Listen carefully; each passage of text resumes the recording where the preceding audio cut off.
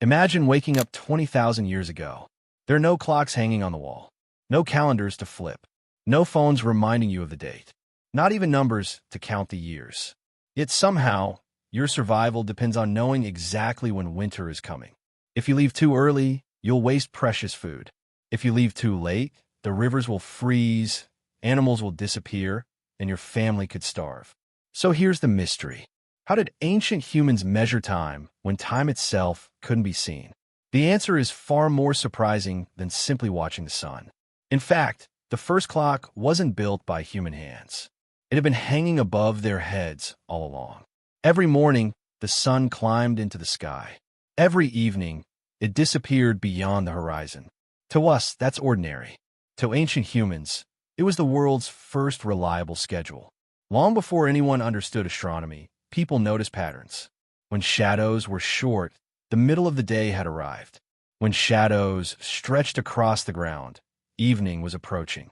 The sun silently organized life. Hunting parties knew when to leave. Gatherers knew when to return. Children learned that darkness meant danger. Without realizing it, humans had begun measuring the passing of a single day. But a day wasn't enough. Knowing when to sleep couldn't tell you when winter would arrive. And for ancient people, the changing seasons were often the difference between life and death. Some animals disappeared for months. Certain fruits ripened only once a year. Rivers flooded on predictable cycles. Missed the right season, and the consequences could be deadly. So humans looked upward again. This time, they noticed something stranger. The moon wasn't always the same shape. Sometimes it was a thin silver crescent. Sometimes it became a perfect, glowing circle. Then, night after night, it slowly disappeared before beginning the cycle all over again. Unlike the sun, the moon acted like a giant natural calendar. Around every 29.5 days, the same pattern returned. Many archaeologists believe this became one of humanity's earliest ways of counting longer periods of time. Some of the oldest known carved bones discovered in Africa and Europe contain rows of carefully placed notches. For decades, researchers have debated their purpose. Were they simple decorations? Did they count successful hunts? Or were they tracking the changing phases of the moon? No one knows for certain. But one possibility is fascinating. Imagine an ancient hunter carving one small mark every night. Not because anyone told him to, not because he understood astronomy, but because he noticed that after enough marks, the moon became full again. Without realizing it, he may have been creating one of the world's first calendars. Yet even the moon had limitations. It could tell you roughly when a month had passed. It couldn't predict when herds of animals would return or warn you that migration season was only weeks away. For those answers, humans needed something even more reliable: the stars. Unlike the moon, many stars appeared in the same places year after year. Some disappeared for months before returning to the dawn sky at exactly the same time every year. To ancient people, this wasn't random. It became a signal. Certain stars announced the arrival of warmer weather. Others appeared just before seasonal rains. Over countless generations, people began connecting the sky with the land below. When a particular group of stars appeared, fish returned to the rivers. Large herds began migrating. Plants started flowering. The heavens had become a giant survival calendar. And unlike a carved bone or a pile of stones, the sky could never be lost. Ancient people also noticed something curious about the sun's shadow. During summer, shadows behaved differently than they did during winter. As the seasons changed, the sun rose and set in slightly different places along the horizon. Imagine living beside the same open field for years. Each morning, you watch the sunrise. Slowly, almost invisibly, the point where the sun appears begins moving north. Months later, it starts moving back south again. The pattern repeats, again and again, generation after generation. Without clocks, without mathematics, without writing, ancient humans had discovered that time wasn't only something you could feel. It was something you could observe. And once they realized the sky followed predictable rules, they began asking a question that would eventually transform civilization itself.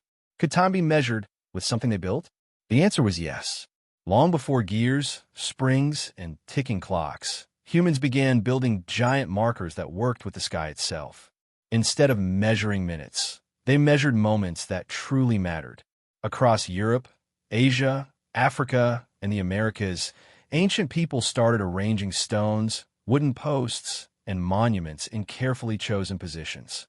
One of the most famous examples is Stonehenge in southern England. Many researchers believe its builders deliberately aligned parts of the monument with the sunrise and sunset during the summer and winter solstices. Imagine standing there over 4,000 years ago. On one special morning each year, the rising sun appears in almost exactly the same place between the stones. No clock announces the day. The monument does. For farming communities, that knowledge was incredibly valuable. It told them when seasons were changing, when longer days were returning, and when it was time to prepare for planting or harvesting. But Stonehenge wasn't unique. Ancient Egyptians carefully observed the annual rising of Sirius, one of the brightest stars in the night sky.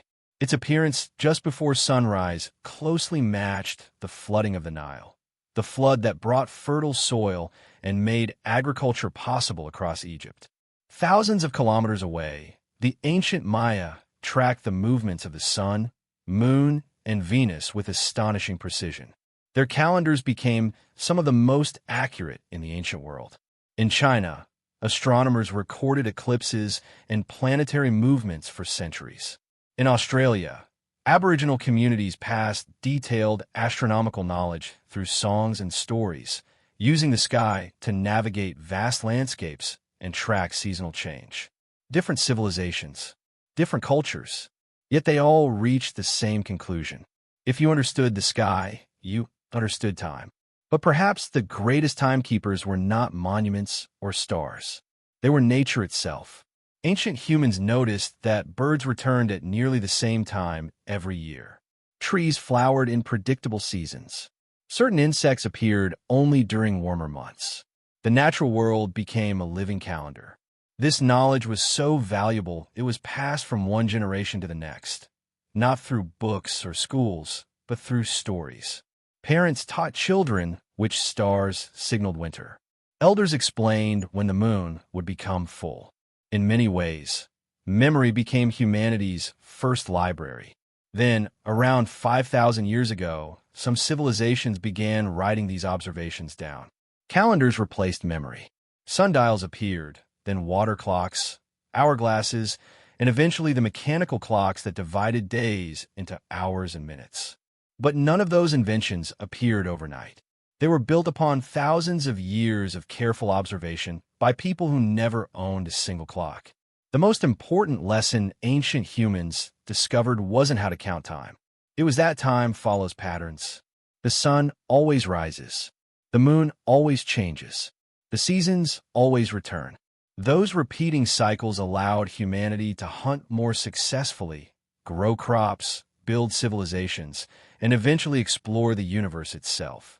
Every smartwatch, every digital clock, and every calendar on a wall traces its history back to people who simply looked up at the sky and paid attention. So how did ancient humans measure time before clocks?